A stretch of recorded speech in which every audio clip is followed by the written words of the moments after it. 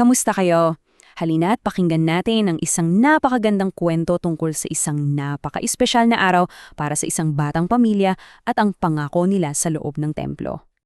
Okay, simulan natin sa isang tanong. Ano nga bang nagpapa-espesyal sa isang sanggol? Siyempre, para sa lahat ng magulang, ang anak nila ang pinaka-espesyal sa lahat, di ba? Pero itong baby sa kwento natin ngayon, iba siya. May dala siyang isang malaking misteryo na malapit na nating matuklasan. So eto na nga, kilalanin natin ang pamilya sa kwento natin, si Maria, si Jose at ang kanilang bagong silang na anak na si Jesus. Sila'y naglalakbay ngayon papuntang Jerusalem. At hindi ito basta-bastang road trip lang ha, may mabigat silang dahilan. Para bigyan kayo ng idea sa timeline, mga 40 araw pagkatapos ipanganak si Jesus, hayon, nag-impake na sila. At tulad ng sabi ko, hindi ito para magbakasyon.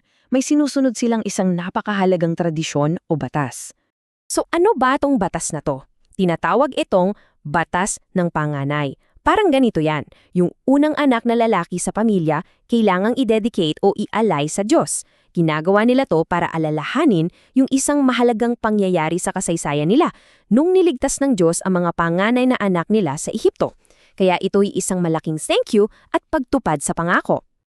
Okay, so imagine natin, nandun tayo sa templo kasama nila. Pagtingin mo sa kanila ni Maria at Jose, anong makikita mo? Isang simpleng pamilya lang. Walang anumang mamahaling damit, walang anumang special. Wala kang clue na yung sanggol na dala nila. Ay, grabe, napaka-espesyal pala. At ito, isang importanteng detalye. May options kasi sa paghahandog depende sa estado mo sa buhay. Kung mayaman ka, ang offer mo isang tupa. Pero kung simple lang ang pamumuhay mo, okay na yung 2 kalapati o ibon. At anong dala ni na Maria at Jose? Yap, yung 2 kalapati. So dito pa lang, alam na natin na hindi sila mayaman. Simplang-simple lang talaga ang buhay nila. So, para sa pari na nandun, anong eksena? Well, another day at the office, kumbaga. Araw-araw ito ang trabaho niya. Kinuha niya yung baby, ginawa yung ritual sa harap ng altar, tapos isinulat yung pangalan, Jesus, sa listahan. Okay, next. Parang ganun lang. Wala siyang ka-ideya-ideya.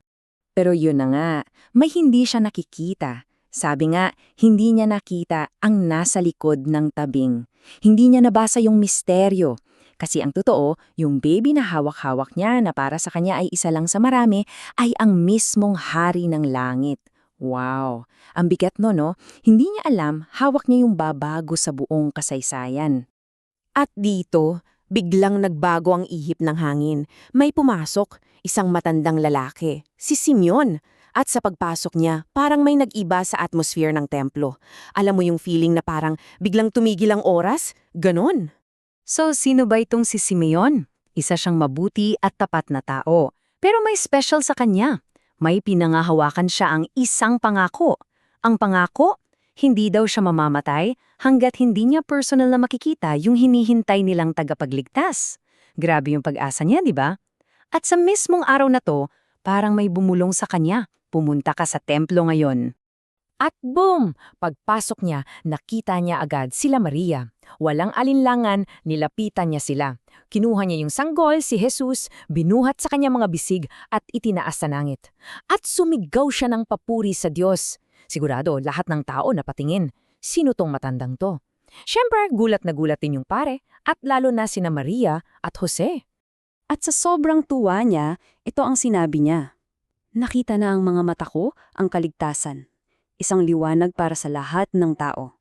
Ang ganda, no? Hindi lang para sa kanila, pero para sa lahat. Sinasabi niya na itong baby na to, siya yung pag-asa ng buong mundo, hindi lang ng isang lahi. Pero, sa gitna ng lahat ng iyon, bumaling si Simeon kay Maria at may sinabi siyang medyo nakakakilabot. Isang tabak ang tatagos sa iyong kaluluwa. Oof! Parang sinasabi na, congratulations pero maghanda ka rin dahil masasaktan ka ng sobra dahil sa anak mo. Isang babala para sa hinaharap. Akala mo tapos na, hindi pa. Kasi hindi lang si Simeon ang may sabihin nating special eyes nung araw na yon, may isa pa. At sino siya?